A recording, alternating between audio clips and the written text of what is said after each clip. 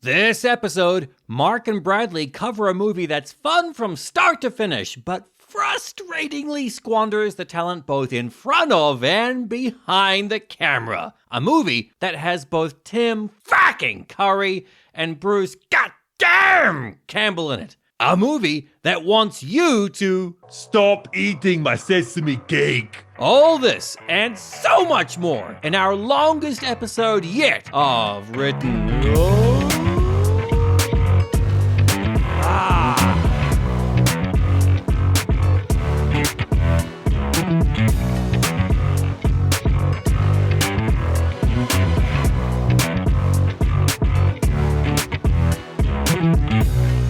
Welcome to Written Off, a podcast dealing with all kinds of things, but mostly dealing with movies. That's right, those movies that aren't great, aren't terrible, they are perfectly I'm your host, Bradley Freeman, and together with my co-host, Mark Tasker, we watch these movies and then we brazenly suggest ways they maybe kinda sorta could have been better. Speaking of my co-host, Mark, how you doing?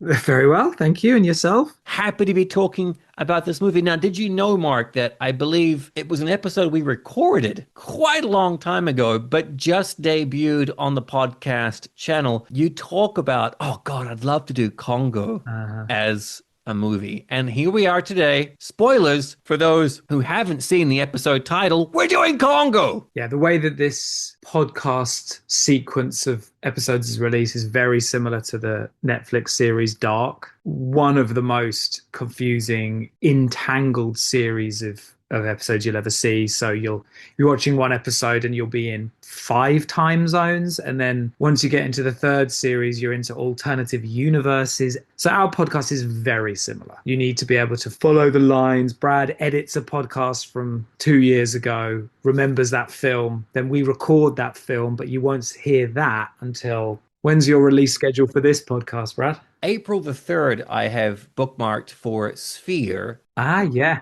I'll shove Sphere away and I'll drop this instead. Don't want to do 2 Crichton back to back. I think you should. The Crichton series. The lackluster, Crichton series. I don't know if I'd say lackluster. Oh, you would call Sphere a triumph of cinema? No, but I think there's... God damn, that movie gets me good. No, but there's plenty of luster. I'm not saying it's not lacking in luster. It's lacking in quality. I don't think you could accuse that film of...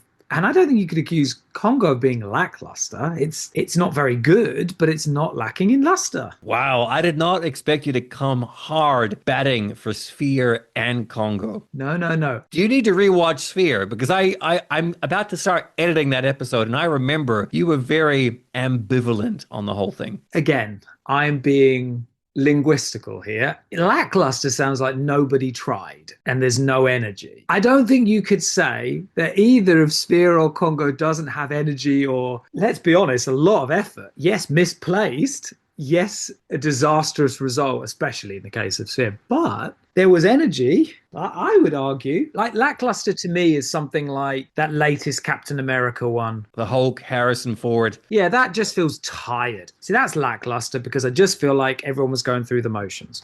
I'm not going to say many positive things about it, but I think a lot of people made effort. Well, if I had to summarize this movie in one word, it is tired. Do you think so? Flat as the Canterbury Plains. Oh, right. The old Canterbury Plains. The Norfolk Broads would be the equivalent if you were saying the UK. Flat as the Norfolk Broads. What's that place I always see in a lot of British crime drama where just the cliffs, it's a straight 95-degree drop? Yeah, that's, well, probably Seven Sisters. I think... Okay. Like Broadchurch was the southwest. Yep. So southeast of England is chalk and southwest is less chalky. So that it's a slightly different coloration. But yeah, there. As DOA as chalk. It's interesting you should say it's tired. I blame the editing, but we'll talk about that. Interesting. Well, I'm looking forward to this. As always, we like to start this show with a brief discussion about what each of us has been checking out as of late. What have you been watching? Because I'm upset very often that I can't remember very much. I have taken, as I think I may have mentioned. You've been doing lists. Yep. So I can tell you in chronological order what I've been watching. Weapons, which we talked about just before we started this recording, and the Goldie Hawn Kurt Russell Overboard, Wow. which I think I may have mentioned previously. You have, I think you've Yeah. mentioned it in one of our recorded episodes that I am yet to edit. Like I said, it's very much like Dark. I watched that, which I really enjoyed, and I particularly enjoyed it because I was with my coworker who's significantly younger than me, and I would pause it and say, right, what do you think is going to happen next? And then obviously she's like, well, maybe they'll go overboard and they'll be stuck and they'll get on an island. And I was like, not exactly. And then I'd pause it before he gets home. Right, how are the children going to react? And then pause it again. Right, how the most remarkable scene in that whole film, I think, is when Horn sees her actual husband and remembers, oh shit, yeah, no, that's actually my life. And rather than going up to Kurt Russell and punching him in the face, she hugs him and says thank you. And To be fair, if I met Kurt Russell, I would be hugging him so tight, putting my lips to his ear and saying, thank you. if he tricked you into believing you were his husband and you'd given birth, well, okay, let's say wife, I'd be happy to be Kurt Russell's husband. Why and not? have 3 children with him and be his literal slave. She doesn't even know how long that's been going on for.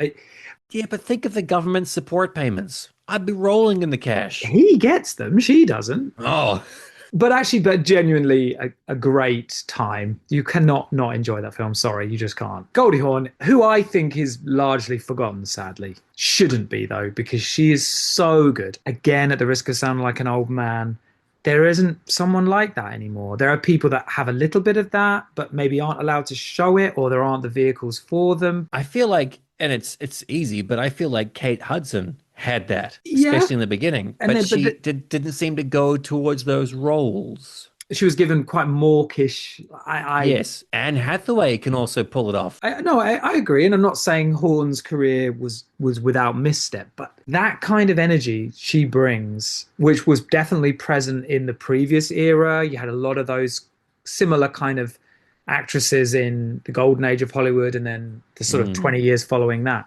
Yeah, I just think she just lights everything. I mean, Anna Faris, she's also pretty good. yeah. Okay, judging from Mark's face, that's a complete fuck off. No. But again, maybe she's not given the chance. There aren't those scripts, True, and that's true, absolutely yeah. that's not anyone's fault. But Kurt Russell is obviously good in that film. But I think Goldie Hawn is absolutely phenomenal. I think she's incredible.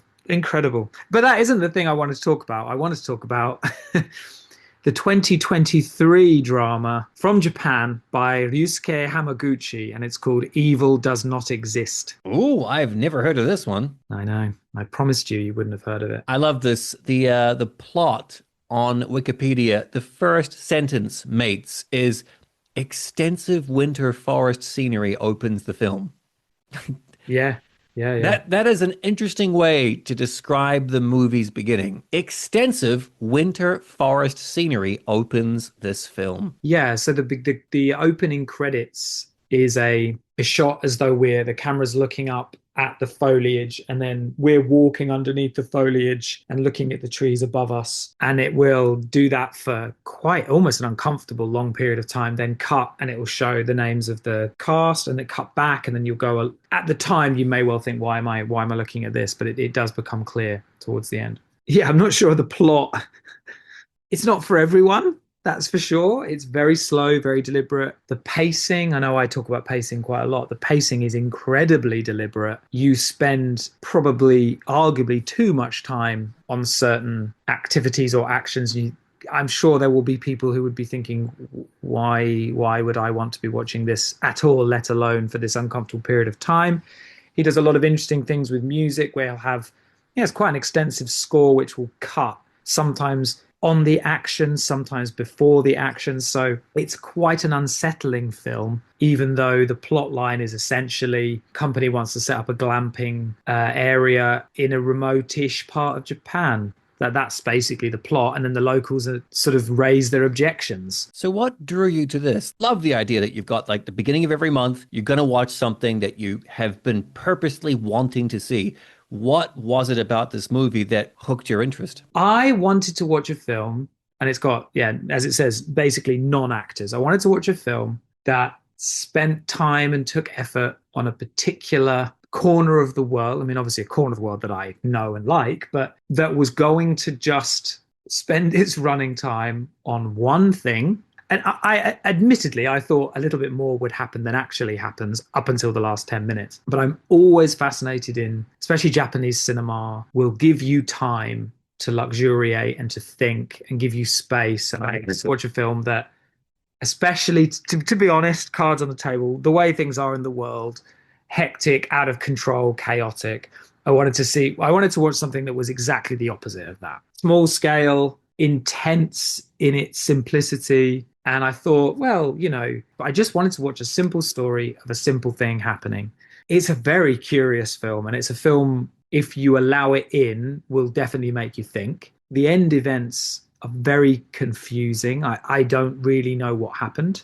I'm not sure why the things that happened or if they happened, which is even more confounding because you've watched a film that it's very clear what's going on up until that last 10 minutes. So it's unsettling. And yeah, there's a lot of discussion about what kind of life do people want to live and why. Very interesting little film. And for anyone who's spent time in Japan, a big recommend. Well, once again, Mark has watched a unique, thoughtful cinema, and I have not.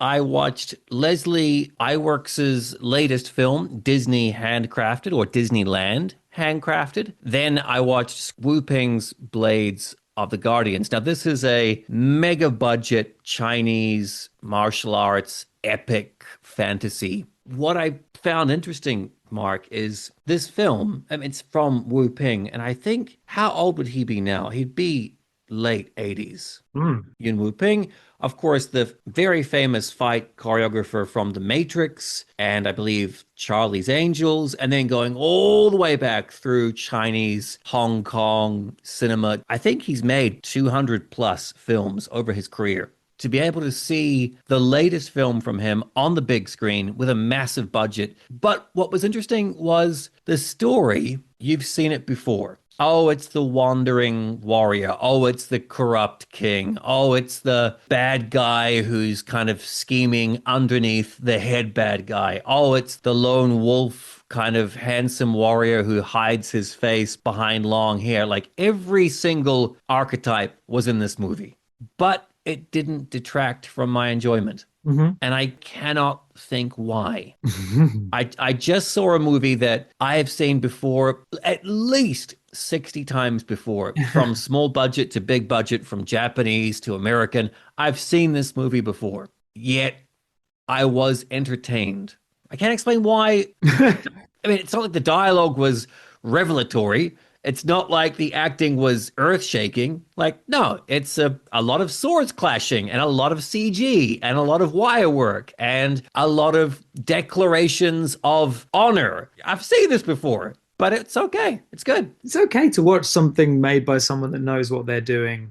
I think that's understandable. I the only things I've seen, obviously, in Crouching Tiger.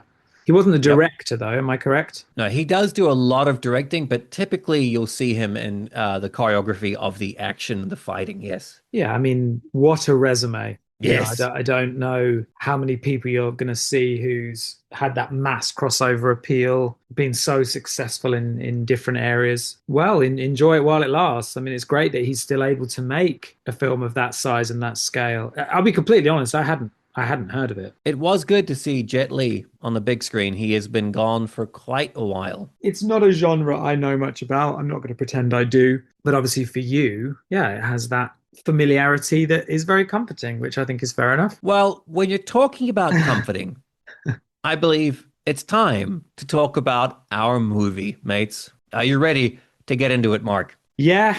What do you do, Mark, when you're on set of the biggest, most influential movie of the 90s? Yes, I'm talking about Jurassic Park. You're looking around, smelling that inevitable future success. You know, you're looking left and you're seeing some robot dinos. You're looking right, you're seeing Spielberg firing on all cylinders. From the moment Jurassic Park began production, everybody knew it was going to be huge. And what must that be like walking around on a movie set that you know is going to demolish the competition? So what you do, you could channel all of that into another movie. Yeah, you can. You take that impressive skill set that you have, the beyond friendly relationship with a major Hollywood studio, and the fact that you are on a first name basis with the hottest writer in Hollywood at that time, somebody whose books are just being bought up for huge amounts of money.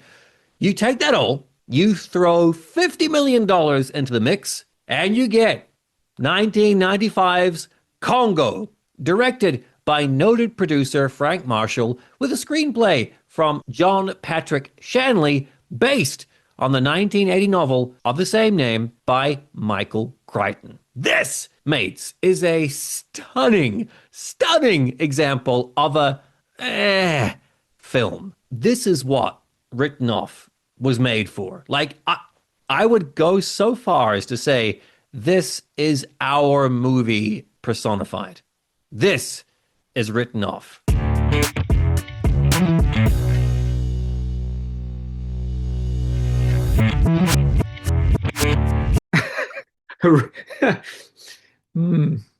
Yes.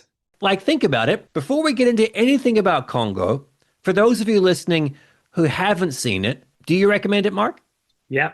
I recommend it too. It is a fun Yeah. adventure movie. It's not horrible, No. but it sure as fuck is not fantastic. It is the mehiest of them all. Some people would say it's a wonderful Sunday hangover movie. Mm-hmm. Yep. Yep. Yep. Mark's scintillating criticism. Yeah. What I would say, that's slightly embarrassing, is that Oh, here we go. I probably should admit this. I'd actually forgotten who the director was. Circumstances forced me to watch this in a bit of a pinch. So, although I'd seen it years ago, so right, get it. Anyway, I was thinking about lots of other things. Sit down to watch the film, and I'd completely forgot it was Frank Marshall. And when that came up at the end, I did audibly laugh. I literally did. I was like, "Oh, you again." You again. Yeah. Obviously, Miss Kennedy, being intrinsic to the production of this film, no doubt. But yes, it's difficult to order your thoughts on this one. I would say I agree with you. I think there are so many missed opportunities. It could have leaned more into sort of Anaconda, Lake Placid, which I think this film enabled to happen in a way. Anaconda's still very fondly remembered, and they've just made that sort of meta sequel, haven't they? Anyway, yeah, well, let's get into it. Mates, going on IMDb, the website IMDb, scrolling down to similar movies, let me just give you a little soupçon, a little taste of very similar movies. You've got, like Mark said, you've got Anaconda. It's right here. You've got Lake Placid. Oh, really? Okay. You've got Species. Yeah. You've got Ding Ding Ding Sphere.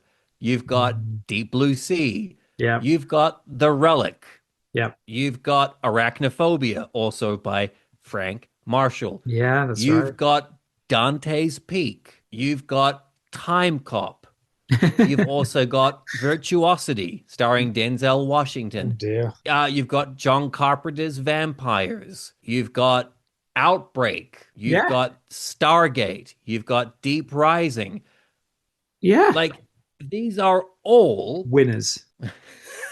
I would say, these are all movies we are going to cover on future Yeah, episodes yeah. of Written Off, Yeah. because they're all in that glorious basket of meh. They are perfectly, wonderfully, acceptably meh.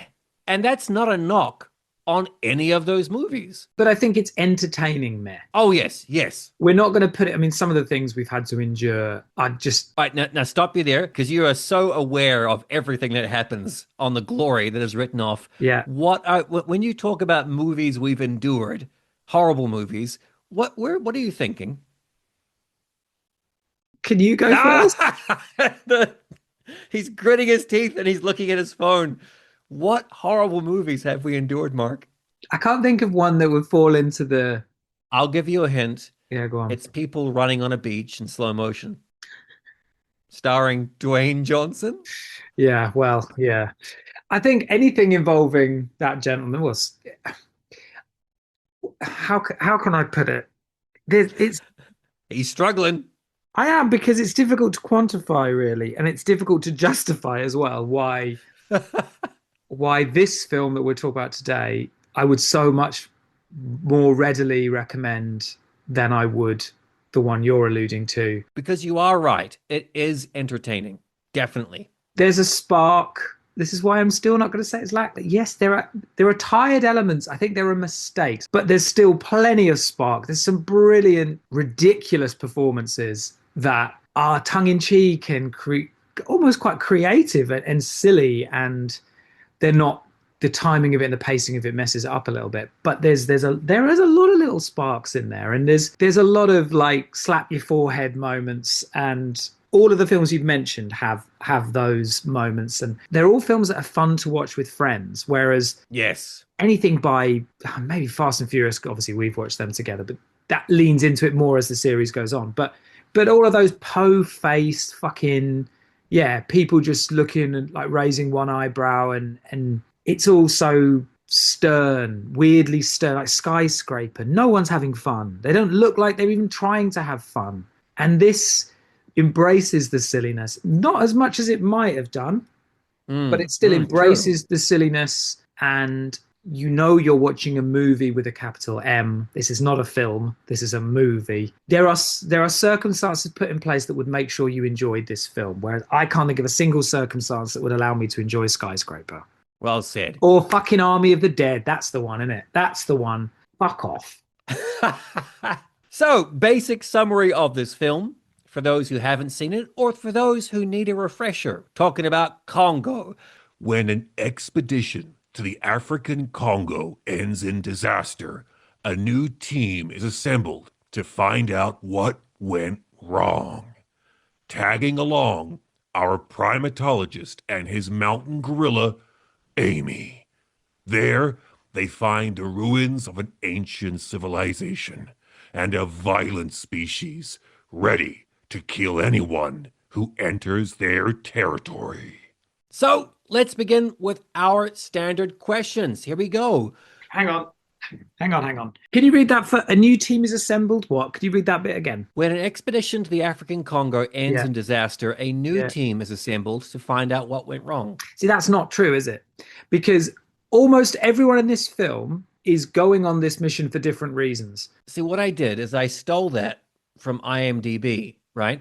Oh, no, I know it's not you. Yeah. Normally I steal it from Wikipedia. Here, mates and Mark, here is the Wikipedia description. The film tells the story of an expedition team and a mountain gorilla owned by one of its members who go to the Congo jungles to find a missing expedition and the ruins of an ancient civilization where diamonds might be, while encountering the undiscovered and violent gorilla species that lurks near there. Like, that's also shit. It's shit, but it's more accurate. I mean, also horrible sentence structure. But if you actually think about the motivations, so who have we got, right? Let's go through. We've got...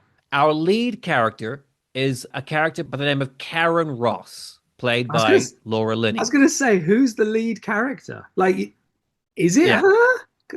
No, not really, because also the lead character is Peter Elliott, who is a primatologist who is looking after the gorilla named Amy. And Amy has learned to do sign language. So it's one of those three. Is the main character Amy, or is it the primatologist, or is it Karen Ross, an electronics expert?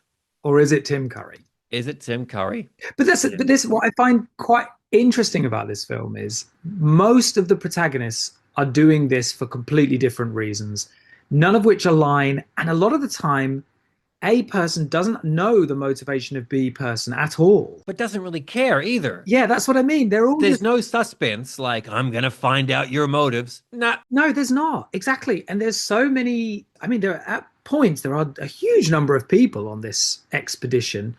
It's like, imagine you're on a bus, mates, and you're on a bus with 8 other people. Yeah.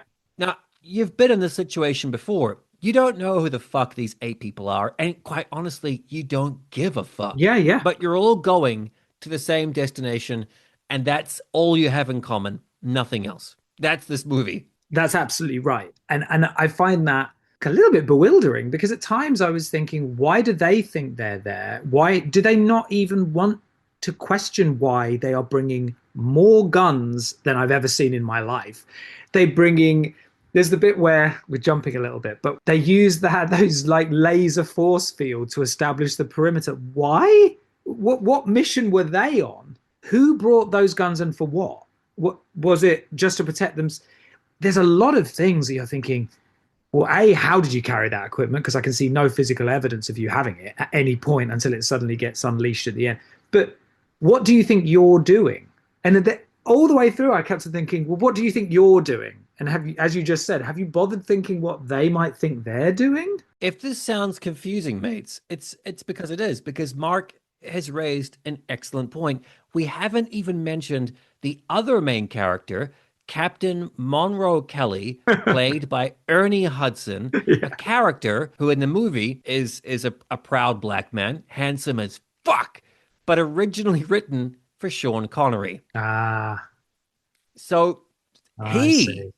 if it was Sean Connery in this movie, you would know he is the main character. Yeah. But the movie, unfortunately, is filled with actors that you know, but, you know, like, for example, here's a movie starring Bill Murray. Here's a movie starring Nicolas Cage. Here's a movie starring Anne Hathaway. These names, boom. Okay, these are the lead actors. This movie, one of my notes that I wrote, and this is mean, so I do apologize.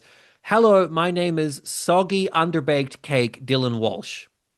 You know those cakes that kind of go soggy in the middle? The outside is like burnt to shit, but the inside's this like soggy, coagulated mess. That's Dylan Walsh in this movie playing the primatologist. But anyway, let's get into it. So, first question, Mark, where were you when you first saw this movie? I'm very curious. Yeah, I'm not sure.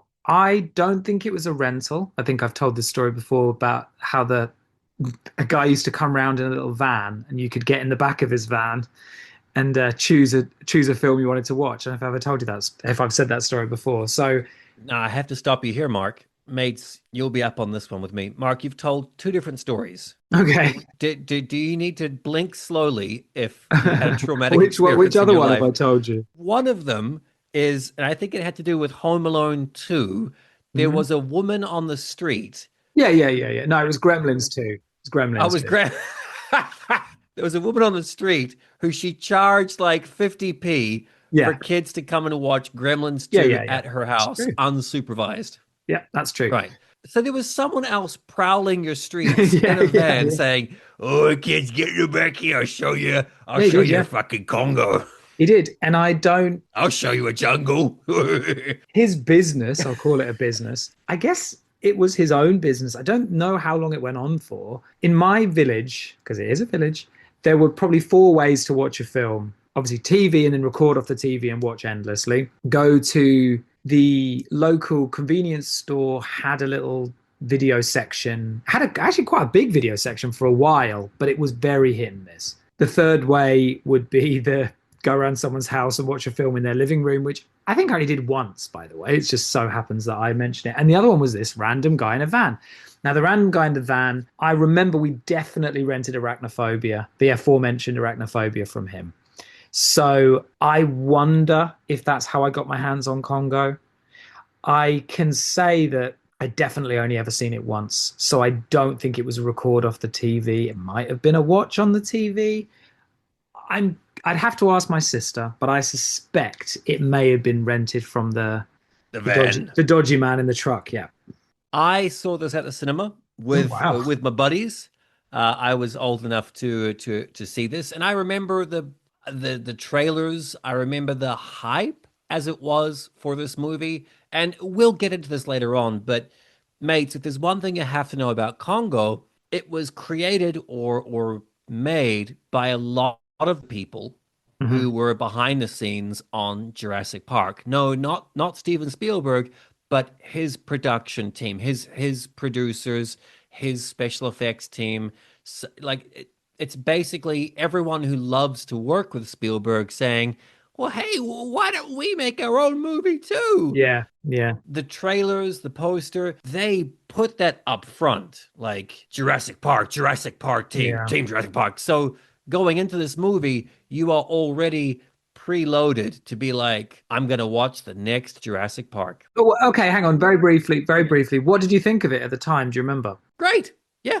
Yeah, I hadn't read the book at the time. I did years later. I read the book, and it's all but gone from my memory. But this movie is perfect for how old was I? Like 14 years old? yeah, Something 13, 13, 14. 14. And I was like, it was great. It was cool, but it's funny. You know, shortly thereafter, the DVD rise kind of came in. So you could tell what movies made an impact on me and my buddies because we owned them on DVD or even VHS before that. Like Yeah, I had an extensive, lovely nerd collection of VHS movies. Congo wasn't there, yeah, but it was a movie my friends and I yeah, would quote. So I'm yeah. going to say this now, and I apologize. I'll be saying this throughout the podcast. Stop eating my sesame cake. Is a quote that me and my friends still use to this day. Yeah, Delroy Lindo in the news recently. Let's quickly date this podcast by saying he's been in the news quite a lot, especially in the UK, for an incident that occurred at an award ceremony last week. But the great Delroy Lindo, who every Brit will say is British, and he himself says, "Am I fuck?" But we desperately try and claim him at every turn. Delroy Lindo, who is incapable of being bad in anything and is the definition of True. aura. He's not in it enough. It's a real shame he doesn't go along with the. He should have gone along, and actually, it'd have made more sense if he had, because if he'd have gone along, you could understand why there were so many weapons. Anyway, all I want to say is I couldn't agree with you more. It is a film that people saw and enjoyed, but didn't go into their collection. I think that for anyone who's our age, that sums it up perfectly.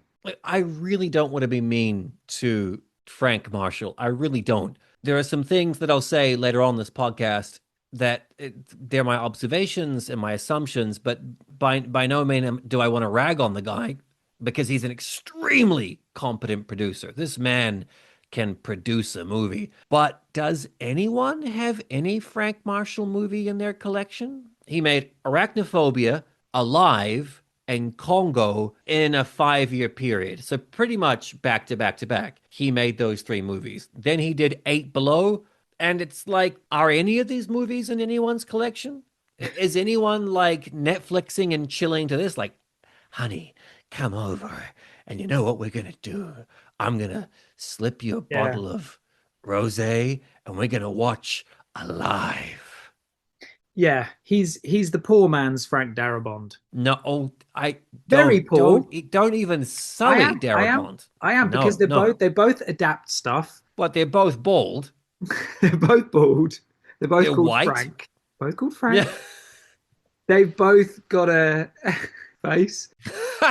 They have faces. No, No, Darabont I'm not knows how to saying that. shoot. I'm not comparing them quantitatively because there is no comparison. But they are people that pick up work, adapt stuff, and one can do it and one can't really do it. But they've both got connections. They can both, well, at one point in time, they could both get things made. Anyway, please carry on before I tire myself out. Yeah, save all your energy for later on. What does work about this film, actually? Let's start off positive. We love to start off positive, and there's a lot of positive stuff to talk about this movie. I'm going to start throwing things out, Mark. Just jump in with your agreements or your own points. First of all, I've said this before. I'll keep saying it. I am a Stan Winston stan. I adore Stan Winston. I will be referencing some comments from the master later on about this movie. Now, for those who don't know, Stan Winston was a special effects genius. He is a legend. He is the man who produced the animatronic dinosaurs for Jurassic Park, the Terminator. He designed the endoskeleton of the Terminator. He designed the Predator. He designed the Alien Queen from Aliens. He is the one responsible for the penguins in Batman Returns and the makeup of Danny DeVito Yeah. for Batman Returns. The man's resume is stacked, was stacked. And I grew up just adoring his special effects work. I knew going into this movie as a kid, this was the next Stan Winston thing. Something else that's great about this movie is I think the setup is pretty good. Like, for example, it's like a lot of movies. You start with an attack sequence, something to tell you about the stakes or, oh, what's going to happen here? And then you've got, well, someone has to go in and investigate what happened. I like how each character is introduced. And Laura Linney's character, Karen, I like how she gets on the plane in this movie. So she is told she has to get to that Congo jungle site by any means necessary. So what she does is it's kind of on the down low, slightly illegal. She just finds a flight that is already going to the Congo and just gently forces her way on the plane, which is a nice way to throw in with the characters. But what do you think about the Karen character? Like, she works for a tech company. She is technologically savvy, but there's also a hint of her past, something CIA. Like, Yeah. Scarlett Johansson basically plays the 2025 version of this character in Jurassic Park Rebirth. Which I still haven't seen. Mm. That same kind of steel, that same kind of very self-assured, very capable, has a mission, wants to achieve it. And I liked seeing that, A, in a female character from the 90s, Yeah. and B, in just this movie. Yeah, we were moving into that. Rachel Weisz in The Mummy a little bit Yep. later on. She's an expert, don't worry. She's not just there because she's pretty. Don't She worry. can be a damsel, but she also can kick ass when she needs to. Stop eating my sesame cake. The broad strokes of what you're saying, I agree. Again, I really think, and I said it earlier, the editing is a problem. The editing is the problem, I think. I think it cuts away too quickly from things. It doesn't give you time to consider what's being said. The scene where she barters her way onto the plane, great, that works really well, but you're still not quite, I wasn't quite sure, maybe I wasn't concentrating exactly what she's trying to do. And then in the Tim Curry, they want it to be kind of a slow reveal. Hudson knows him. So the way it's introducing people makes sense, but the pace at which it introduces them, there's something wrong. I feel Tim Curry, he's sitting in the auditorium. There's his introduction, so they're linked like that, and then obviously Joe Don Baker. So I've got a question for you, Mark. Yeah. I've got a couple of questions for you in this episode. Let's start with question number one. Are you ready? Mm-hmm. Help me out, my friend. Please educate me. Number one, why do women refuse to understand the skill and dedication it takes to pee when a guy has a boner? Is that said in this film? No, I'm asking you a question. Because they don't have penises? Oh, okay. Okay. Well, I suppose my real question is, does Joe Don Baker playing Travis, the bad guy CEO of this film, do you think he suffered from a stroke after filming this movie? Because one minute he's talking like this, and the next second, God damn it! Did you get the diamond? You are shit! Yeah. I wonder if I've seen a more angry cameo. It's basically a cameo, isn't it? Or like he's so angry, smashes that TV. Mates, Mark and I are going to do a bit of acting for you here, so you can hear what it's like in the movie. So at the end of the movie, once the team has survived seemingly insurmountable odds, Laura Linney's character, Karen, she gets on like a video conference and she calls up the evil CEO, okay? And he opens the vid chat with, did you get it? Yeah. And then what does she say, Mark? Oh, but also your son's dead. Did you get the diamond? Yeah. And that's exactly how it goes. So she is telling him, your son is now a corpse, and he just screams down the vid's phone. This is a pivotal fundamental point, is that this is why Linney finally turns to the light, because she had told him in one of those earlier scenes, if this is about that diamond and not just about your son, I'm not going to be happy. But when we get to that moment you've just described, it's so rushed. His reaction Mm. is so quick. It makes you wonder, is there something on the cutting room floor we didn't get to see? But his reaction, I cannot make it make sense. So he doesn't care about his son at all, but there's no backstory to that. There's no allusion to that. So you don't know why he's so dismissive. But he did tell her in the beginning, like, "Oh, I've got a satellite now, but you know what? 6 months, it's obsolete. I need a new satellite. I need new tech. That diamond's gonna be it, and I need it now." He's basically sounding like Vince McMahon more and more as I speak. I just don't know why it had to be his son. Why couldn't it just have been protege or CEO or just whatever? And Linny's in love with him, and Joe Don Baker's like, no, I care about him as well. We really want to protect our people. There's no need for it to be his son at all. And it The makes that son, by the way, is played by the amazing Bruce Campbell. Handsome. Gee, he's gorgeous in this very one, I much have to so. say. Yeah, very much so. He auditioned to play for the primatologist role, lost out, and as a kind of like, I'll throw you a bit of a chicken wing, he got that role. He lost out to Dylan Walsh, Yeah. Yep.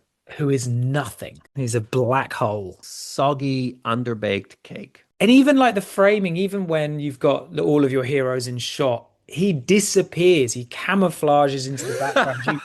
You can't see him next to Hudson or Curry or Linney. You literally can't see him. It is a real casting mistake. Like that character, primatologist, I can see why Bruce Campbell might not have gotten it because he's got a very strong jawline. He's tall.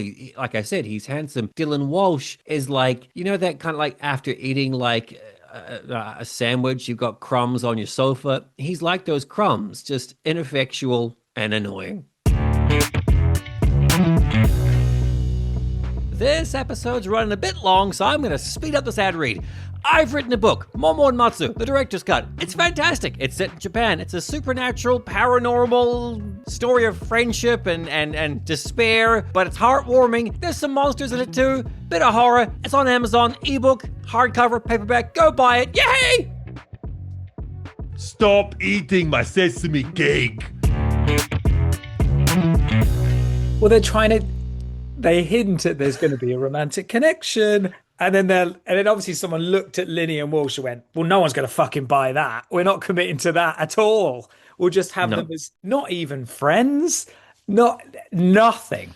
Occasionally Linney will look at him and be like, meh. But they barely look at each other. It's a bit like the meme about Legolas and Frodo never interact in Lord of the Rings. Dylan Walsh and Linney never interact in this. You think they do, but Linney's actually either talking to Amy or the satellite or the diamond or... Only Tim Curry can pull off this character. Like, he is glorious. As soon as he comes on screen, you, the viewer, smiles. And mates, just in case, if you do not know who Tim Curry is or you've never seen a Tim Curry performance, you are in for a treat. The man is a glorious actor who, whenever he comes on screen, no matter how big or small the role, he gives 400%.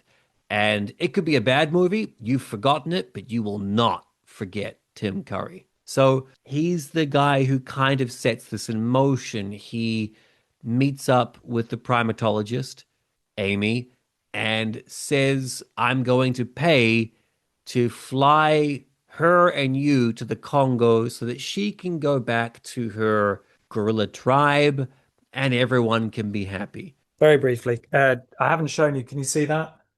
We have a little Tim Curry shrine in our house. Look at that. That's a signed picture of Mr. Curry as Frankenfurter. Anyway, that's new to my house, and Brad has. Well done. Found it in a charity shop down the road. Poor signature. Well, I'm guessing someone's died. Oh, jeez. Anyway, I just wanted to make that point. My question to you, Mark. Yeah, sorry. Tim Curry's character. Now, can you pronounce his name? No. Throughout the movie, they would say his name, and I genuinely tried to write it down, what it could be, and I got it wrong 5 times. His name is Herkurmer Horomolka. Yeah. The Herkurmer Homolka. A Romanian philanthropist, apparently, is what his character is. Now, Mark, my question is, this character is not in the book at all. Now, I remember that specifically as a teenager. So my question to you is, why do you think, as you mentioned so correctly, everyone's got their reasons for going there. this motley crew of a expedition that no one seems to like each other. Why was this character created? Well, I was thinking about, I'm answering a question without answering it. I was thinking about other films that have this adventure style with lots of characters, Last Crusade, but I was thinking definitely of The Mummy, because in The Mummy, you've also got John Hannah's got Yep. you've got the leader of the group this, and you've got this and this, and they've all got different reasons for doing what they're doing. I suppose they felt they needed an extra spice. They felt they needed a cowardly semi-antagonist, almost like a MacGuffin antagonist, because Mm. actually he's not an antagonist at all, but he's like a, again, that's sort of what's this devious foreigner doing? That's obviously a trope that was in the sort of first half of the 90s, in fact, ran through all the way through the 90s. By the way, you haven't Yep. mentioned Joe Pantoliano, have you? Joey Pants, uncredited cameo Joey Pants. A Yes. double cameo. And so is Delroy Lindo, also not credited. Because Pants is also like there's that one point goes, buy that monkey off you. How much is he? Mm. And no, he's this much and this much. So again, And I Pants gets an F-bomb. I know. Do you know there are two I F-bombs in know. this movie?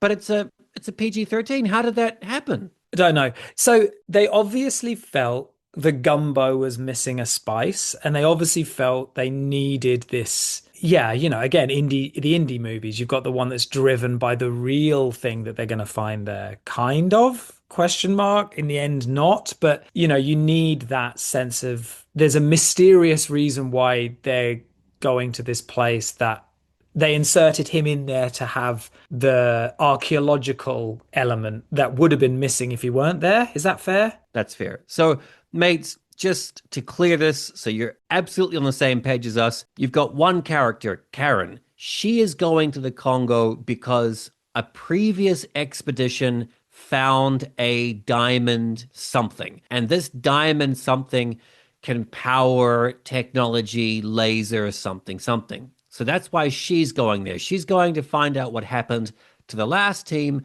and get the diamond. Okay. The primatologist, played by Amoeba Dylan Walsh, he is going to the Congo to take Amy back to her gorilla tribe. Okay. So that's the motivations for them. Huramurakura Holomoka, his secret motivation is apparently there's a lost city somewhere in the Congo, and he firmly believes Amy knows where it is. There you go. All three characters are going to this one place for very, very different reasons. And on paper, that makes sense. Like, oh, okay, well, join them up together and see what happens. Yeah. But like Mark mentioned before, some characters assume they know what's happening, some characters don't give a damn. Yeah, there's no tension. There's no like, aha, actually, I am here for this. Yeah, yeah. Hudson blows the tension on Tim Curry pretty much as soon as he sees him. Oh, he's that dick, keeps looking for that imaginary place. So speaking of Ernie Hudson instantly injects a pulse into this movie, both the character and the actor. But as a result, Curry's character just Yeah, yeah, melts yeah, yeah. and his screen time is just Yeah, that's reduced. exactly right. He eats Curry's lunch, Yeah. basically. He comes in, pops Curry's balloon and eats his lunch. And you can physically, if you actually look at that scene, I've got it in my mind's eye. Hudson comes into the foreground, says, Hmm. yeah, Curry's a bit of a wanker, he doesn't know what he's doing, it's all bollocks. Curry sinks into the background, and that's the positions they remain in until Curry's death, which you could easily miss. Yes. Yes. Which is a fucking, are you joking? You've got Tim Curry and you're going to toss him away. And again, this is nothing against Ernie Hudson, but you're going to toss him away. He has that scene on the boat and everyone's going, shut up, dickhead, basically. And then he dies. He doesn't even get, when the mysterious city is revealed, he doesn't even get a close up. No. There's probably four of them there and it's just him and he's got a bit of a neutral expression on his face. And then finally the camera goes, oh yeah, sorry, Tim, go on.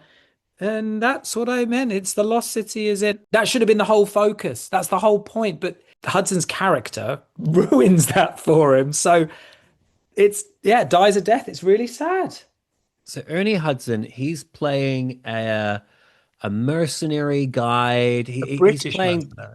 British. He's playing like the Great White Hunter, Yeah, but yeah, he's yeah. black, and he's speaking with an accent, a clipped, old Kind of. fashioned, yeah, like old fashioned, adventurer accent, and you can tell Hudson is absolutely having the time of his Yeah, life. yeah. It's a leading role.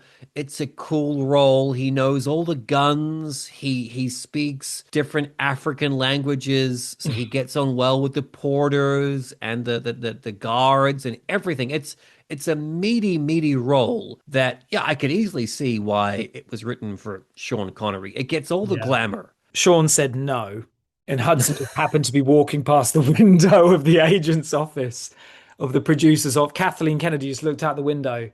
Is that Ernie Hudson? Ernie, are you busy? And then he comes in. And by the way, that's again, he's great in it. Loved him. And it makes you think like what could have been. Like he's so good in it. And the fact that he's always, well, generally pushed to the background in a lot of other things, or he was at that point in his career. This is question number two. Are you ready? Okay, question number two. Help me out here. What happens when the fridge door closes? Like, does the light stay on? Do like the No. creatures in there? Does like the butter get sacrificed to the ham? Yeah.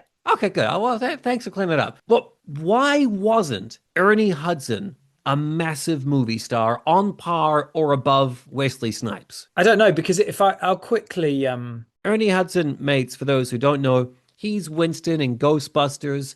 I think he's the bad guy in the Crow yeah. movie Yeah, as yeah. well, the first Crow movie. I'm going to read to you the films he made in 96 and 97, the films he made Okay. following this. The Substitute, Tornado, For Which He Stands, Just Your Luck, The Cherokee Kid, Operation Delta Force, Leviathan, Clover, Fakin' the Funk, Mr. Magoo, A Stranger in the Kingdom. I could go on. I could go on. The next time he's in a film that I've even heard of is Miss Congeniality in 2000. Mm. He is, for whatever reason, I don't know. Obviously, people don't like him for some reason. He's so good in this, and you'd have thought he's got a break. Connery's, for whatever reason, he's got this break. He gets it, runs with it. Is, as you say, the best thing in the film, and is given the chance to overshadow someone like Tim Curry, who's usually the guy who does that in other films. And yeah, he's never given a chance. I mean, I know it's before this film, but his role in Ghostbusters 2, famously in Ghostbusters, he's pushed to the side, comes in barely even there. And Ghostbusters 2, they have the chance to rectify it. Nope, they don't. It's exactly the same. We're going on our adventures. You can just fuck off over there. I don't know what he's done wrong. It's so sad. And finally, wrapping up the good points about this movie, what we liked. Mark, do you love a wall read or a scroll found translation of an ancient language as Yeah, much as I do? I do You know, absolutely. you know what I'm talking about. Like in a movie, it's Yeah, like I'm thinking like Event Horizon, where it's like yeah, exit ferries, yeah. Prometheus. Yeah. I yeah, love. and they Yeah, they yeah. spend like half the movie trying to decipher it, and then like, oh my God, it means this. I love it in a movie. Anytime somebody reads some ancient language, like this means a long forgotten warning, or it's Yeah. great. Love it, love it. And this movie has it, and we're getting to my problem with the movie. It has it, and it's like, oh, by the way, it says this. It tosses it off. Yeah, that's what I mean. I don't think it's lackluster, but the pacing and the editing and the choices about what to focus on and what to downplay, I don't get it. I don't get it. Speaking of choices, Jerry Goldsmith. I know. I couldn't believe that at the end as well. I had no idea, and it came up at the end. Jerry I was like, Goldsmith. what? Mates, Jerry Goldsmith was a legendary film composer, rivaling John Williams, Hans Zimmer, Alan Yeah. Silvestri, all those big guys. Goldsmith was always a little bit sour about his career. John Williams is always linked to Steven Spielberg and George Lucas. Their amazing movies propelled Williams into stardom. And Goldsmith always kind of felt like he never buddied up to that kind of director. He was always working with Joe Dante and big directors, but he didn't have a Spielberg. And so he was always kind of grumbling. But sorry, Jerry, there's a reason. For example, looking through his IMDb, Mark, did you know from 1995 to 1998, do you know how many films? Oh, quite a few. 17 movies. Wow. Bloody hell. It's direct like this First Night, Executive Decision, Chain Reaction, Deep Rising. I mean, Jerry, Come on, Jerry. fucking hell. That's incredible. I didn't, it's impressive he was able to do that so quickly and 17 movies in 3 years. Oof. well, maybe he's like those artists that, people think they paint all the paintings, but actually they get other people to do all their paintings for them who just copy this. Maybe he had a bunch of underlings we don't know about. So, what was the first mistake this film made writing wise for you, Mark? It's a tricky one because Stop eating my sesame cake. aside from the aforementioned sort of too many people with different motivations, but broad strokes, said it already, but the narrative structure, it's fine. The introduction is fine. The mission itself is fine. The goals of the different people overlapping, intertwining, that's fine. I don't have major issues with we're going on a journey. This journey will take us deeper and deeper. It's almost like Apocalypse Now, deeper and deeper into the heart of the jungle. We've got enough different voices to connect and overlap with each other. So I think if the basic is absolutely fine. For me, within that structure, the way it drops characters, as we've talked about. Now, I don't know. The reason I'm hesitating so much, I don't know whose fault this is. I haven't seen the script. I haven't read the script. I think I would need to know more to be able to know who to blame and to understand why the timing, the pacing, and the distribution of the script and plot, why those things are so, for me, unbalanced. It's hearsay, and I could be getting the facts wrong, but Bruce Campbell, in an interview or one of his conventions, one of his favorite punchlines or jokes, like some fan that's kind of, uppity will say like, yo, Bruce, why do you make so many shit movies? And Bruce will, because it's Bruce, he'll take it on the cheek and he'll be like, all right. Well, let me ask you, kid, you little shit. You're like, okay, so you're going to get hired for a movie. Okay. It's from the producer of Steven Spielberg, and it's from the writer of Jurassic Park, and it's from Paramount Pictures. More money than you've ever seen. Okay. And it's starring Laura Linney. You going to work on that picture? Of course you fucking are. But that picture turns out to be Congo. Right. And he said that when he was on set, he said something like, he was in the scene, he was acting, and he said something like, hey, wait a minute, don't go over there. You're right. Cut, go back to your places.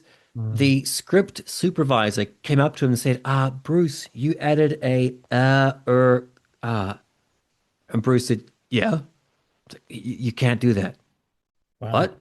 Why? The screenplay, which was written by John Patrick Shanley, apparently in Mr. John Patrick Shanley's contract, not one line of dialogue could be changed. Wow. Nothing could be added. Nothing could be deleted. Everyone had to say exactly what was in that script, and nothing more, nothing less. I've never heard of that before in my life. Bruce could have been bullshitting, especially because it's fucking Congo. It's not like an original movie. It is a screenplay based off a book, which is the same joke that Bruce Campbell makes. Shanley's a playwright, so originally from Shanley has gone on to do some pretty amazing things. Yes, he's won the fucking Pulitzer Prize and the Tony Award. So he's not some schmuck. but he's a man of the theatre, isn't he? So perhaps when you're dealing with repeated live performances of something, you need to be acting. If you go on Wikipedia and you go to John Patrick Shanley's site, his profile picture is like, Yeah, I know. This like, what are you gonna do? I'm famous face. Like, fuck you, I'm famous.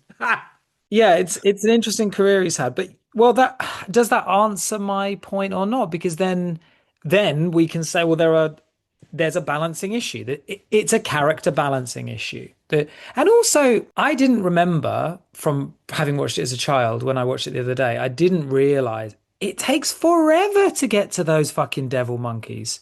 one hour 12 in a 1:30 or something runtime film. It takes forever. It's really more of a like a Last Crusade, actually. You're supposed to be enjoying the journey, but the balance between characters is not good enough. So you don't enjoy it. The interplay is weird or non-existent. There's that one scene where, oh, what's the name of the character actor? The primatologist's buddy, Grant Hesloff. Grant Hesloff, who Yes. is a producer and writing collaborator with Clooney, who's written and been involved in loads of shit. There's a scene where he has a very brief interaction with one of the lackeys, and then the lackey gets killed. He gets killed as well, doesn't he? Yeah, he does get killed. Obviously, the screenwriter didn't include the details of their deaths because there are no details. It's just you're there one split second, you're gone the next. I always found it funny that Hesloff, as soon as he shacked up with Clooney, is like, "Yeah, I'm done with acting." Yeah, yeah. Turns out. But anyway, again, this is my issue with the whole film. If it's going to be a journey film, you're going to have more interaction. You're going to have either the building up of that mystery with Curry as the John Voight, if you like, or John Voight and Anaconda, or you're going to develop the romance side of it. We're going to have more romancing the stone. We'll lean into that. Obviously, they took one look at the leading man and decided, nah. Or we're going to have, I mean, Amy, see, we haven't really talked about Amy, my favorite character, obviously, because it's an animal. Even that is bodged. So she goes and she's like, I'm going to go and see what those monkeys are up to while you're all sleeping. Goes over there and the silverback's like, go on, fuck off. Exactly how the Silverback says it, by the way. Go on, fuck off. But that's underbaked as well. Like, there's no scene where the amoeba, as you described him, couldn't like, oh, so Amy, what happened? Or did they reject you? There's that one line where she's like, I don't think she's at home. And he's like, yeah, she is. If you've got 3 or 4 trajectories that are supposed to intermingle, you've got to be very careful how you stir that. And they just don't. They just don't. The biggest sin this movie makes, it's not a screenwriting issue, kind of, is that you've got fucking Bruce Campbell and Tim Curry in your movie and they never meet. He weighs both. Yeah, they never meet. True. Yeah. Which, when you think about it, they never met in all of cinema on screen. What a waste. What a waste. Yeah. Fuck. Yeah, very true. For me, you cannot escape the Jurassic Park of it all. The plane flight, the banter on the plane, going to the jungle, the music. For Christ's sake, in the evil tech company, all the monitors, all the computer screens have the exact CG layout design as the computer screens in Jurassic Park, right down to the fucking font. Yeah. Which is clearly Frank Marshall, producer on Jurassic Park, was like, hey, who do we hire for the computer screens? And yeah, just get them back. Dude, switch it up. Change that font. Nope, it's the exact same fucking screens. Change that font. Getting back to the specific question, what was the first mistake writing wise? And you've just hit on it, Mark. Jurassic Park had dinos right at the start, okay? You saw a glimpse of the raptor, and then you had a scene. The next scene was Grant talking about fucking raptors. But even then, if you couldn't escape going into that movie, you're watching a movie about dinosaurs, Jurassic Park. The whole world knew what that movie was before they saw it, right? This movie, it has an attack, yes, yep, but by what? Is this science fiction? Is this horror? The poster's logline, by the way, is where you are the endangered species. Okay, hang on. Just briefly interrogating that. Who is the endangered? Are we trying to say that the gorillas are endangered species? No, us, humans. Us. But they're implying that we might think another group is an endangered species, but it turns out we're wrong. It's actually us. But there's not really any mention of endangered species. They don't even say, they don't even have literally a line that says, we've got to get Amy back because there's a shortage of mountain gorillas in Congo. Like, you could even have that as a line, and then you'd have the contradiction. Do you know what I mean? There it is.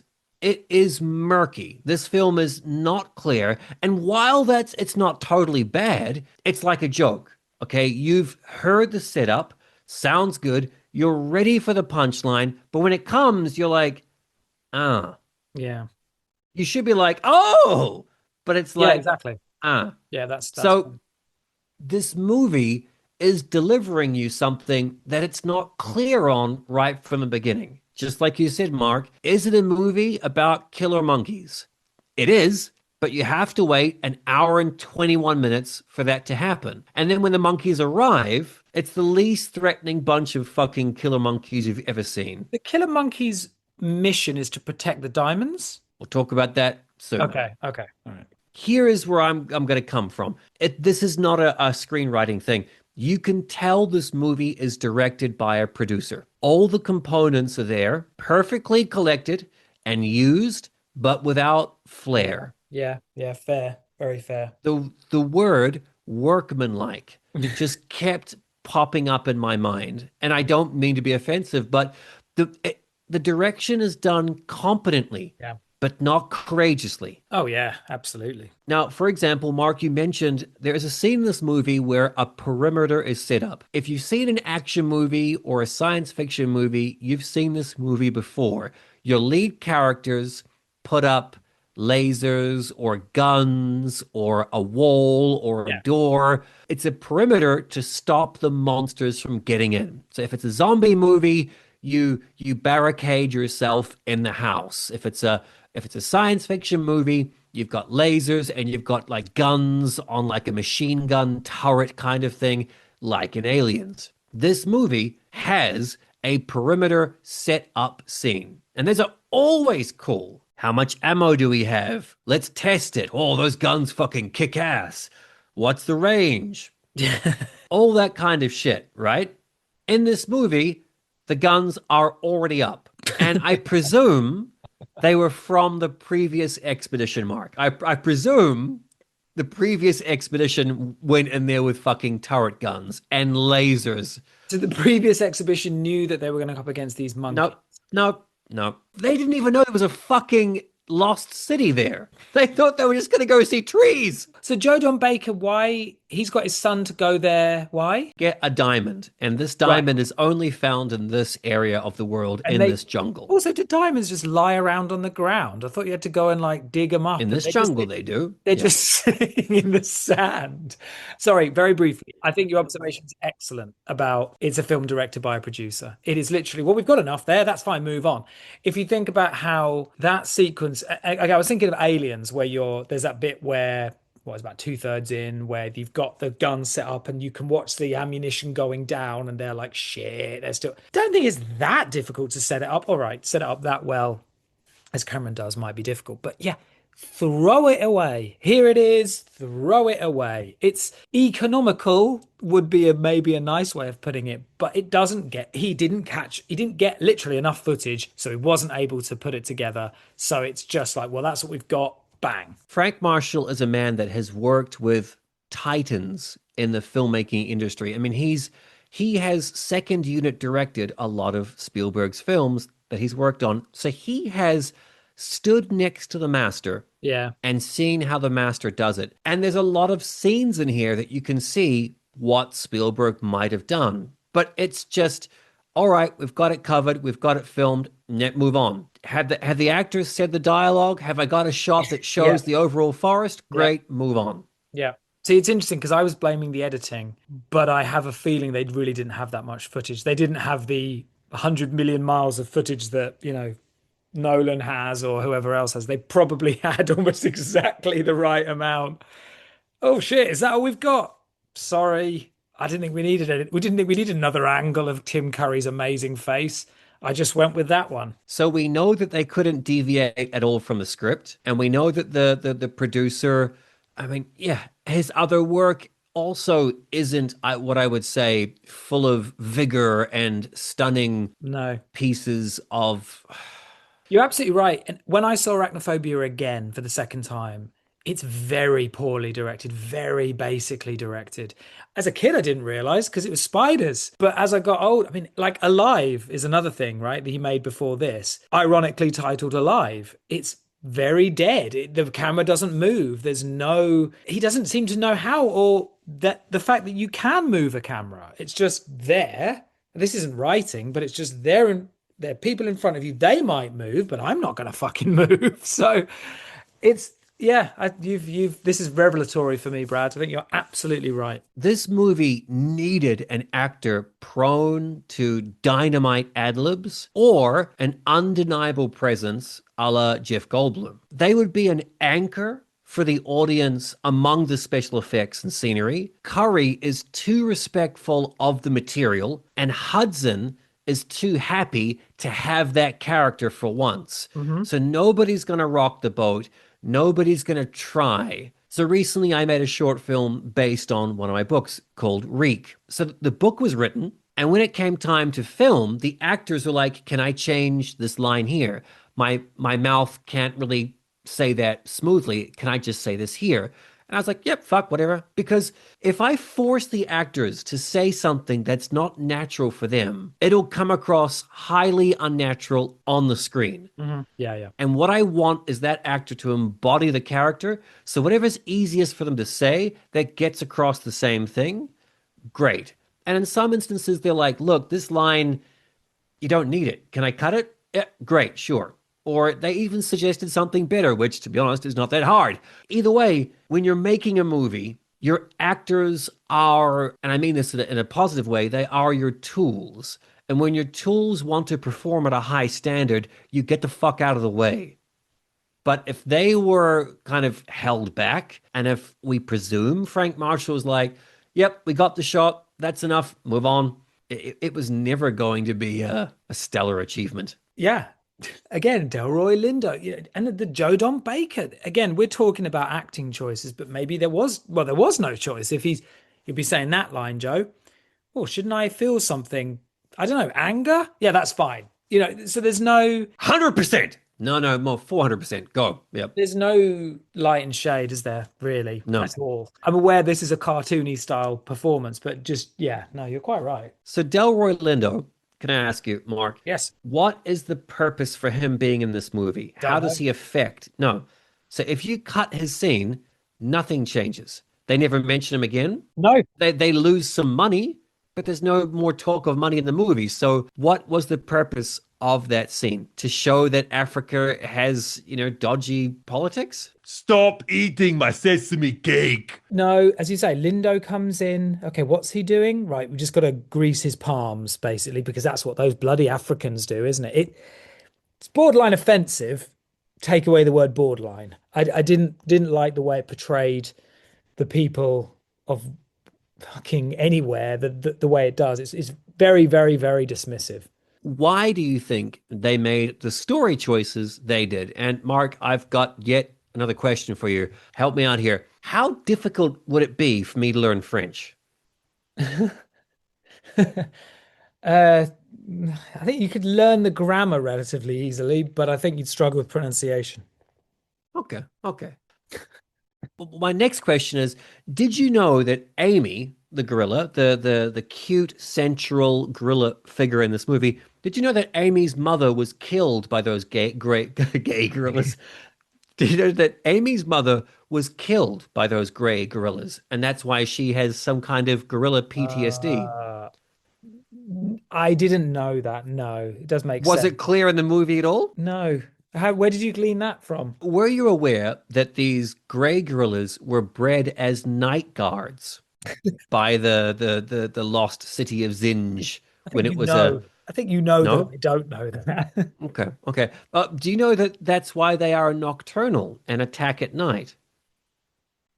But No, then later on in the movie they don't, so they're partially nocturnal. Did you know?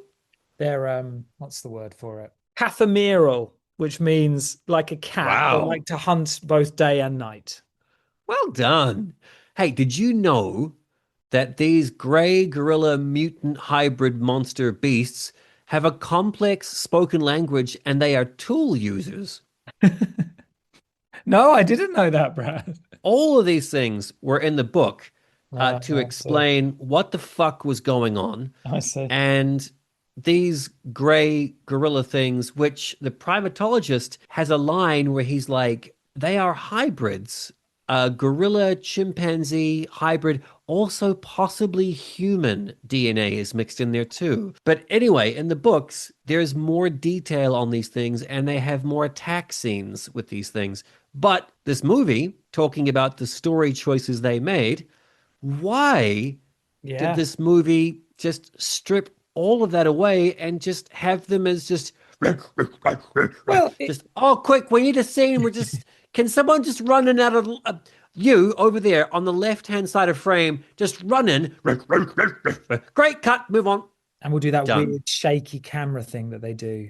The Oh, Sphere does it as I've well. I've got a real bug up my ass about slow motion. On a technical tangent, when you film slow motion, what you do is when you know, like for example, if I want to see Mark jump up in the air and kiss his cat, I know he's going to move fast. So what I'll do with the camera is I will record more frames per second.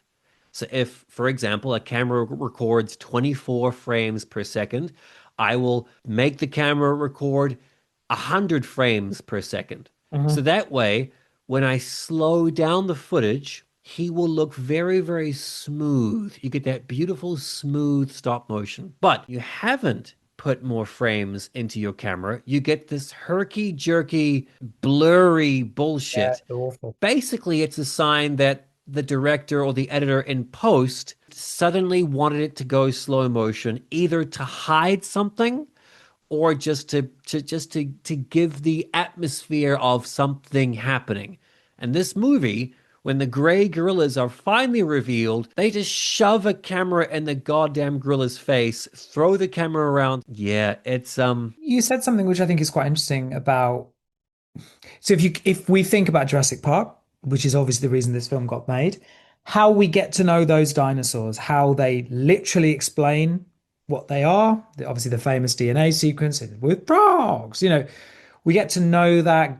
Goldblum speculates a little bit. There's discussion about, well, the gender issue, the sex issue. So we get the lovely background. We get to know that they're different from each other and blah, blah, blah, blah, blah. And all of that is one of the key reasons why we're so invested. And in this, I don't know why they look a bit raggedy. I don't know. As you said, you just explained, based on your knowledge of the book, why they're doing what they're doing, how they've come to be what they've been. It would have been very easy for fucking Curry to be like, actually, not only do I know there's a city there, I also have read the runes about these mythical apes protect. Wouldn't have been difficult. He's there anyway. You might as well get him to fucking do it because if he's going to be just get him to do it. Say, and that could be eked out in the third scene where he's sitting on that boat. It could have been then. It could have been Linny's like, actually, I know a bit more than I've let on. I saw this shadow and then cut to Curry, the shadow, whatever accent he's trying to do. But no, we won't bother and we'll rush through it. It will have no weight, no depth, no meaning.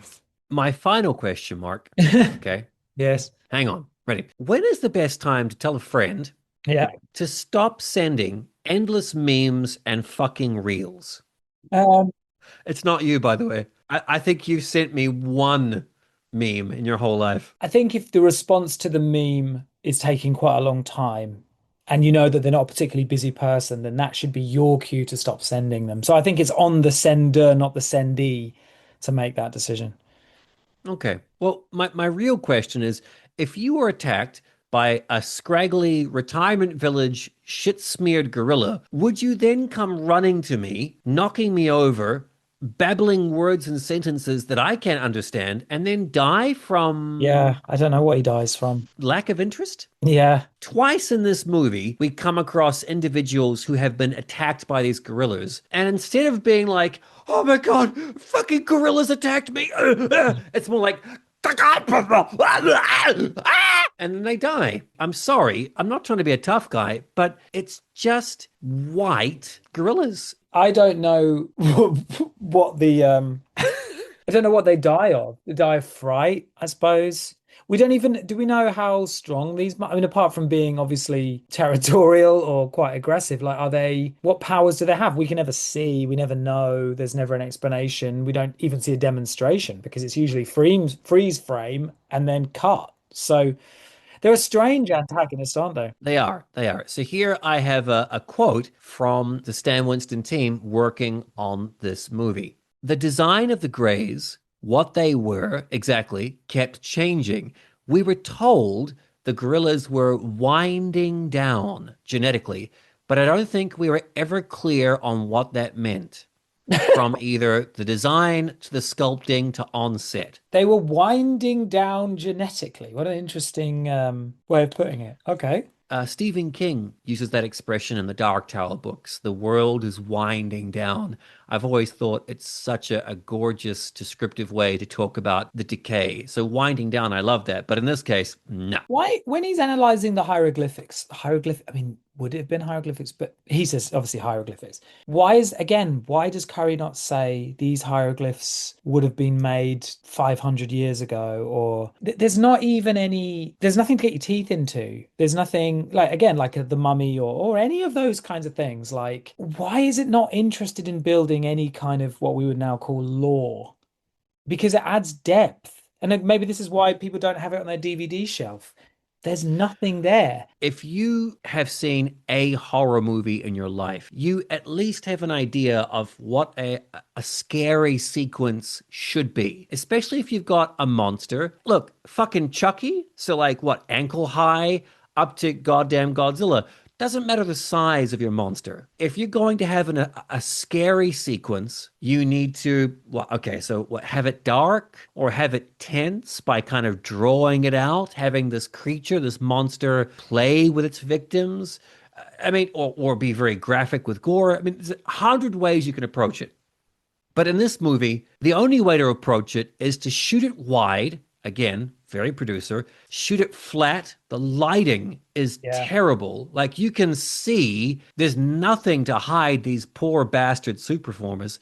Yeah. So much so that Stan Winston himself went on the record and said, in any kind of creature work, so much of its success depends on the lighting and setting. That big red cave didn't allow for interesting or dramatic lighting at all. I wasn't at all happy. They wound up looking like a bunch of guys running around in gray fur suits. They did. He's right. Like, I have a very beautiful Stan Winston book I'm holding right here that goes into detail on lots of things, and they do mention the Congo stuff in this book. Now, Mark, these are but two of the designs for the Greys. Brad is presenting me with, ooh. Now, did you see anything like that in the movie? No, I didn't. I'm showing Mark pictures of two monkeys who are looking diseased and mottled, and their features have been exaggerated and mixed, and they look quite menacing. They're gorgeously sculpted. Yeah. But in the film, you just get a bunch of gibbering gray bastards running around like it's fucking Easter. Until Amy comes in, and then they're confused because she waves her glove about, and Dylan goes, "They don't know what to do."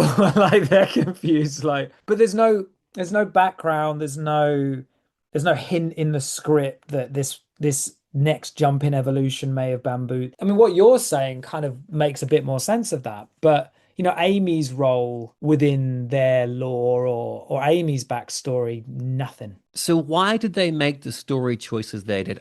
I'm guessing, because the people who made this movie were of a certain age. That certain age, when they were younger, the genre that this movie is, which I love, and I think you love too, Mark, it is a dead genre. It is the jungle adventure movie genre, which is a valid genre. For Christ's sake, the Jumanji reboot with Dwayne "The Rock" Johnson features a lot of jungle adventure elements and does it very well. Mm-hmm. So I guess the team behind this movie, they really wanted to focus on a lot of the tropes and must-have elements of a jungle adventure movie. Here comes the threatening wildlife. Oh no, here's a snake. Yeah. Yeah, that poor snake. And look, here's a shot of a fucking giraffe. It's got all that stuff. And the horror elements or the science fiction elements are subservient to everything else. Very briefly, take in isolation the scene with the snake. A snake appears, and one of the characters, who fuck knows who he is, he never gets any time to say or do anything. But anyway, character A is there. The snake does nothing. Snake kind of a little bit looks at the camera and he cuts his fucking head off. There's no tension, there's no pacing, there's no change of angle, there's no like, "Ah!" He just literally cuts his head off, and you're like, oh, it just feels really cruel to the snake because you've done absolutely nothing to give it any personality whatsoever. So it's like, well, that's in the script. We need to shoot that. Shoot it, done. Thank you. Off we go. And I think that's it, really. You could kind of sum most of this up in that way, is that they couldn't, as you've now illuminated for me, they couldn't deviate from what they had. They needed to get it done, maybe because a producer is thinking, right, budget, got to get it done, get it in the can, get it out, push it out, quite possibly. Did it make money? So the movie cost 50 million and it did well. It grossed basically, I think basically 150 million by the end of it. 152 million. So it did well. It made its money back. Definitely. Again, I would argue there is a lot of fun to be had, but there's a lot more fun left on the table that they refuse to invest in, either whether time, energy, money, I don't know. But I enjoyed it because I took those elements and remembered those elements and forgot about the pedestrian workman, or didn't realize the pedestrian work making. Same with arachnophobia, exactly the same. The lighting in that is fucking shocking. Shocking. But I know that now, but at the time it was just you focus in on the I like animals, so you got animals. And I still found it quite affecting when Amy's like, right, I'm off. If she doesn't even say I'm off, she just kind of goes, mm-hmm. And he's like, yeah, yeah. Oh, where are you? Oh, all right then. Yeah. See you later. They even bodged that. Does it try to add anything new to the genre or template? And basically, no. I mean, it tries to bring back the jungle adventure genre, and that's great. But is there anything here that you haven't seen before? No. And it's done better in a lot of other movies, I'd say. But it's still fun. Some amazing locations. Like, I don't know if it's second unit, probably is, but there's some amazing locations. And the idea, again, going into the heart of Africa and discovering these mysteries, that seems like a no miss concept to me. And yet, Dominican Republic is where they filmed it. did they? Well, they certainly made it look good. The real meat of the show, what scenes or changes would have made this better? I'll start. On the plane going to the Congo, Laura Linney playing Karen, her cover is blown by Ernie Hudson. Instantly, he takes one look at her and he kind of instantly finds out, yes, she's working for a tech company, but this woman has a history. She's got some kind of espionage technique, or she's got some past which makes her formidable. And that's why she's sneaking on this plane and not going the legal route. It's great for Ernie Hudson because it makes his character seem so smart. This character knows everything there is to know about anything and anyone. My change would be, wouldn't it have been great if we never knew why Laura Linney was there in the first place? There was some, like you're saying, Mark, mystery. This woman, throughout the movie, we get these kind of drips like, holy shit, she knows how to work a gun, or how does she know about jungle survival, or this or that, or why is she so kind of like flippant with the primatologist? Like, it's kind of eked out across the movie. Yeah, I think that's fair. So you'd then be airbrushing Joe Don Baker out, I assume, or have him shadowy and like appearing at the end. Get rid of the sun connection. Yeah, the sun connection is gone. She dated him sometime, but she certainly doesn't love him, and she's certainly not going there for him specifically. Like, I've got to save him. Like, she's going to find out what happened. When they find his body, she's like, like, oh, that sucks. But not like, oh, my heart is broken, I can't go on. 2 seconds later, she's grabbing the diamond from his cold, dead corpse's hand. The diamond, Joe Don Baker doesn't want it to be a weapon. He wants it to be a telecommunications thing. Yes. But it's only used ever as a weapon. Yes. And only she, because she sees Bruce Campbell using it as a weapon in the beginning. So she's And the so only one she, that yeah. yeah, but no one else seems to know that it's so strong you can point it into space and fucking blow up a satellite. I mean, obviously, I would have beefed up the Tim Curry role. I'd have had him as an add to the mystery. Keep cutting to him, and it could be cheesy as fuck. Keep cutting to him, revealing more and more lore. Again, as I said earlier, I'm not sure I'd change the strands. It's just how those strands are measured and balanced. I would have liked a bit more with Amy. I mean, she's there Yeah, because yeah. she's cute.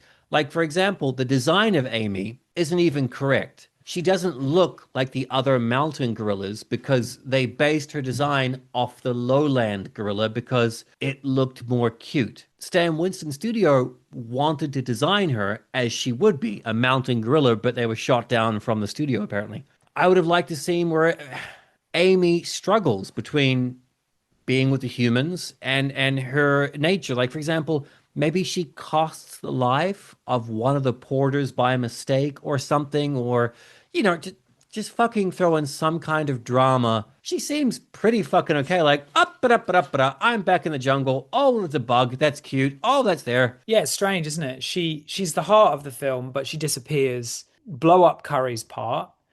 And then you can have the triptych. You can have Linny, like you've just said. Have an actual goddamn bad guy, yep. And then have the Indiana Jones, if you like, at the end with Tim Curry as what's his name? Barlock, is that his name in the first indie film? Or, the turncoat from Last Crusade. I think it's there. It's right there. Have him as a proper antagonist. Maybe he knows how to stop these greys from attacking. Maybe he thinks he's got it and then they turn on him, which is a cliche, but it's a fun cliche. He's read all about them, but it turns out he doesn't know as much as he thinks he knows. That kind of thing usually works well for this kind of film. I wouldn't change a great deal about Ernie Hudson. I think it works relatively well. Maybe have him change a bit more, become less of a mercenary. Again, it's a cliche, but this is 95. It would have worked. Have him, and then, Linny, all the mystery around her background, but it turns out actually when it comes down to it, she just wants to save that adorable monkey. Best lines of the movie. I just got one. Here, Peter, take this. Oh, I don't like guns. I didn't ask if you liked it. Just take it. Oh dear. Bit rapey, but yeah. And of course, stop eating my sesame cake. And Mark, I'd like to add a new section to the podcast, which we'll use basically anytime I can remember to do it. Top IMDb user review. So here is a review on IMDb from some random fucko. Okay? The title, Something's Wrong. I love this movie. It's so simple and presented nicely. Do not compare it with other movies. Just enjoy the trip and feel the adventure. Almost a usual adventurous movie, and maybe that's the reason many people find it too usual. What? Yeah, we should have just read that out at the beginning and not bothered with the last 3 hours of our lives. But you, mates, have stuck through this podcast just like we have stuck through wading through the African Congo waters. And together, we've made it out alive. By the way, Mark, what are you going to say for yourself? I'm not on trial, am I? Yeah, watch Congo. Don't listen to us. Watch it. You'll enjoy it. It's fun. Go enjoy yourself. Go enjoy yourself. Go on. Why not? Before that, make sure you have listened and subscribed to our episodes, told a friend, told a family member, 5 stars. Do that now. Yeah, thanks. MCA, Michael Crichton April, doesn't finish here, mates. No. Don't think we'd let you off that easily. Next episode, we're covering Sphere. Yes, Sphere. Yeah, we started with Congo, the super fun adventure movie. And next time we're dealing with the... look, I don't think that movie knows what the fuck it is. Have a listen. Now, at this point in time in the movie, the only person confirmed to have gone inside the Sphere is Samuel L. Jackson. And he is confirmed to be either sleeping or acting fucking weird. And is never quarantined. No. He's never, they're just like, leave him be. He's fine. He's enjoying bacon. And they even trust him at times. They're like, Dustin's like, yeah, he's right. Sharon is a fucking nut. What? You're trusting him? Head-scratching movie. Fantastic episode. Loved recording this one. Until then, mates, as always, stay safe. Have a slice.